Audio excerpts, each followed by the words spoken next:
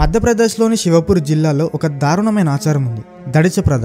ఇక్కడ పేద కుటుంబాలు తమ కూతుళ్లను, భార్యలను ధనవంతులకు అద్దెకిస్తారు. కేవలం 10, 50 లేదా 100 రూపాయల స్టాంప్ పేపర్పై ఒప్పందం జరుగుతుంది. ఈ ఒప్పందం 1 నెల నుంచి ఏడాది వరకు ఉంటుంది. ఈ కూప్రథలో 8 నుంచి 15 ఏళ్ల బాలికలు ఎక్కువగా బలవుతారు. పేదరికం, స్త్రీల కొరత, సామాజిక అసమానతలు ఈ ఆచారాన్ని బలపరిచాయి. హర్యానా, పంజాబ్ వంటి ప్రాంతాల్లో వధువుల కొరత ఉండడంతో ధనవంతులు ఈ ప్రాంతాల నుంచి మహిళలను కొనుగోలు చేస్తారు. బ్రోకర్లు ఈ ఒప్పందాల్లో పెద్ద మొత్తం తీసుకుంటారు. కుటుంబాలకు చిన్న మొత్తమే చేరుతుంది. ఈ ప్రథ మహిళలను వస్తువులా మార్చేస్తుంది. వారి గౌరవాన్ని, హక్కులను కాలరాస్తుంది. బాలికలు శారీరక, మానసిక హింసను ఎదుర్కొంటారు. కొన్నిసార్లు కుటుంబ సభ్యుల నుంచి కూడా దౌర్జన్యం జరుగుతుంది. ఈ ఆచారం భారత రాజ్యాంగానికి వ్యతిరేకం, కానీ చట్ట అమలులో లోపాలు, పోలీసుల నిర్లక్ష్యం వల్ల ఇది కొనసాగుతుంది.